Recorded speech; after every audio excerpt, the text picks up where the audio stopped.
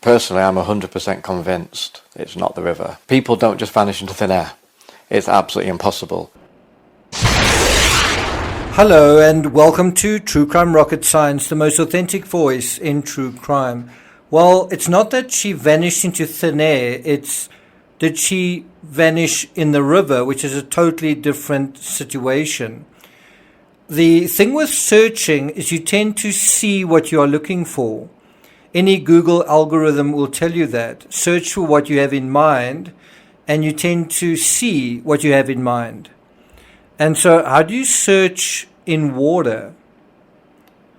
Now, according to the Mirror, quote, Julie McKay, a retired detective superintendent who previously solved a 32-year-old murder, she told the Mirror that she backs the police working hypothesis based on 3 factors. And to be clear, the police hypothesis remains that she may have fallen into the river.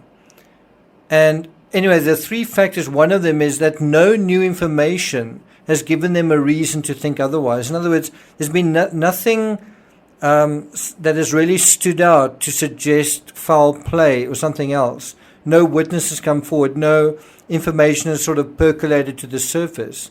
And you would think that after 2 weeks, if there was a stalker, if there was some new person in Nicola's life, some detail, that would have been brought to the surface by now, right? According to the Mirror, it is unlikely to be criminal based on the time that Nicola disappeared. And you may remember in my previous analysis, the number 1 clue we all missed, well, that is what I highlighted, that time is very important.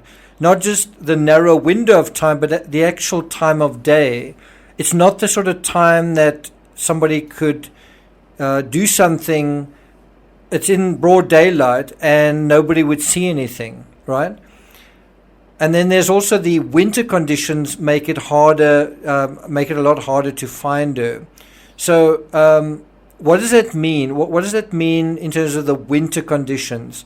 So in this analysis, we're going to dig a little deeper into environmental and meteorological factors. We've looked at things like turgidity, we've looked at things like hydrodynamics, and now we're going to look in a little bit more depth at that aspect. But before we get to that, if you haven't subscribed to the channel, please do.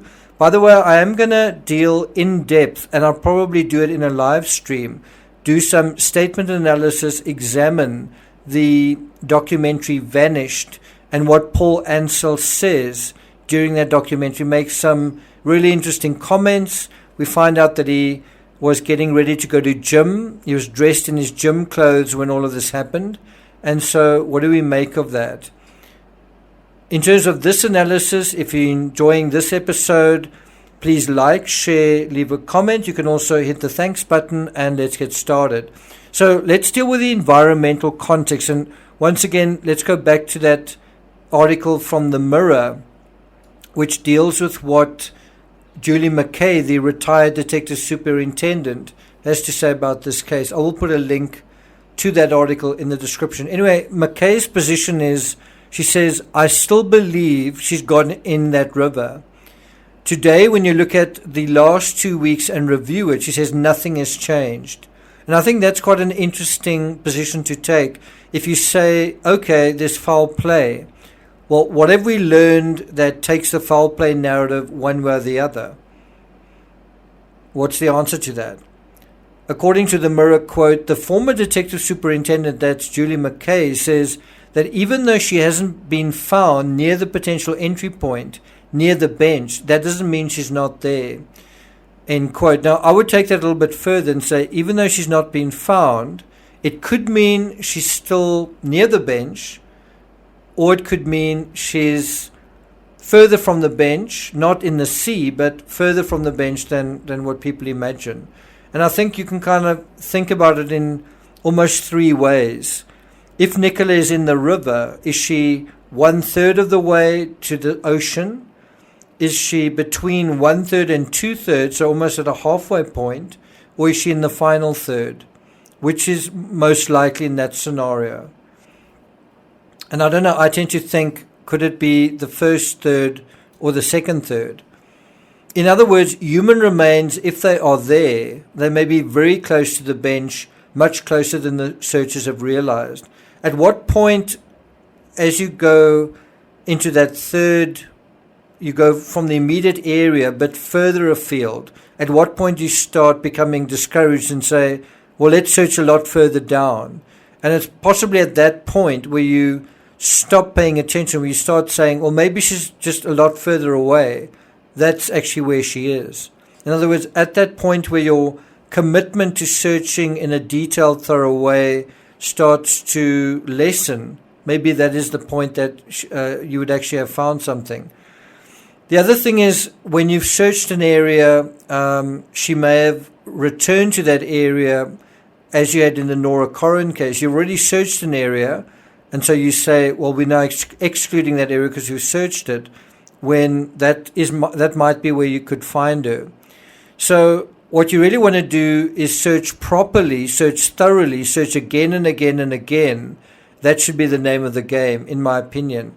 According to the Mirror, quote, Ms. McKay had previously told the Mirror that based on her experience from working along the Somerset coast, people aren't always immediately found if it involves water, end quote. And I really want to emphasize those words. I would bold those words. I would highlight those words. And that is the number 2 clue we've all missed, is that searching for water isn't as straightforward, it isn't as easy, and it isn't as simple as a lot of people assume it is. We think we are the apex predator, and maybe we are on Earth. We're definitely not the towering species at the top of the pyramid when it comes to water. Right? Ain't that the truth? And it doesn't that speak to our poor aptitude collectively in an environment that we're not as familiar with?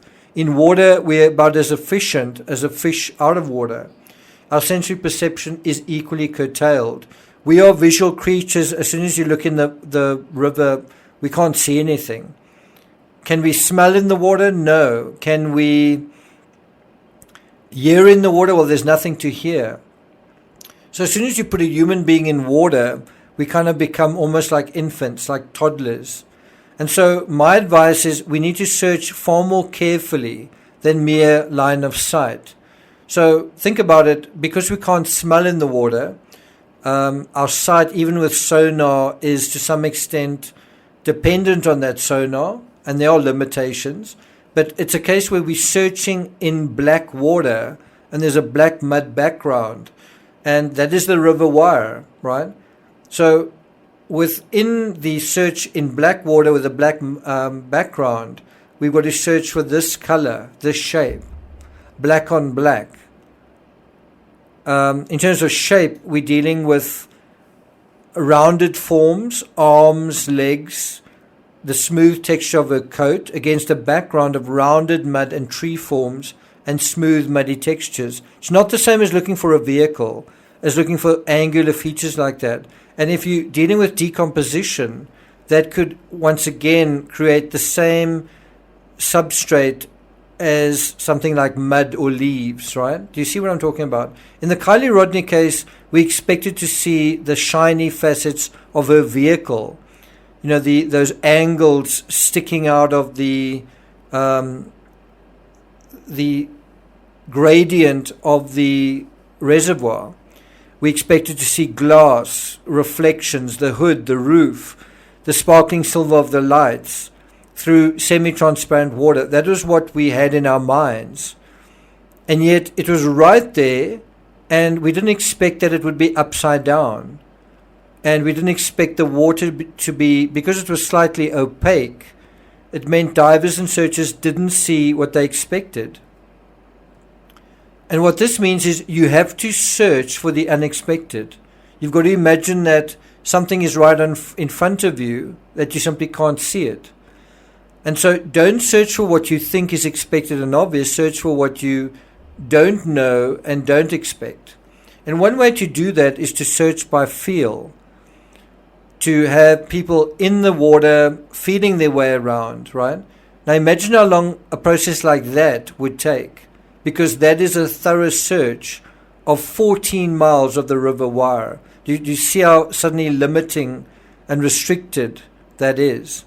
Another aspect that I think has been underestimated is the temperature of the water. So besides texture and tone, we have to acknowledge that right now, due to the cold water temperature and the cold ambient conditions, the conditions are least favorable for the decomposition of human remains. And what that means is you're unlikely to see any floating, any formation of gas, even a limited amount of animals or something else that are going to be involved in that situation. The other thing to mention, and it is somewhat disturbing to think about, is Nicola's physique. She's small, she's short, she's got low body fat, she's slight, and that would make her susceptible to the cold. If she fell in, she would be more susceptible than a man, than a larger person, than an overweight person. So if Nicola did end up in the water and she panicked, and perhaps there were extenuating circumstances, perhaps she swallowed water, perhaps she knocked her head, not knocked her completely unconscious, but that may have compromised her in some way, then altogether she would succumb to hypothermia faster than a larger person. I don't think you just exclude the whole river thing. I think you've got to think it through. I personally think it wasn't merely a fall in the water, but may have corresponded with concussion or some sort of injury or seizure. If she fell in the water and was knocked unconscious, theoretically, the cold water could have done the rest. Conclusion. If Nicola did fall in the river, if she did drown and sink to the bottom, then it may turn out that she will be found, but not because of the expertise of searchers, but when nature decides. As we move towards spring in the Northern Hemisphere and taking a leaf out of the Scott Peterson case, where Lacey Peterson disappeared at the end of December, she was found 3.5 months later on April 14th. Not because all of those extensive searches of the bottom of San Francisco Bay led to anything, but due to a combination of thunderstorms and bacterial actions. And that could be what may reveal what has been buried in this case, what has been hidden in this case, rather than human endeavor, and rather than trying to see into a space that we are not used to seeing into. Does that make sense? So I'm going to take this conversation further. I'm going to do a special live stream where we're going to look at that documentary Vanished and what does Paul Ansel say there that takes our knowledge further into understanding this case one way or another. So look out for that. Thank you for listening, and I'll see you guys next time.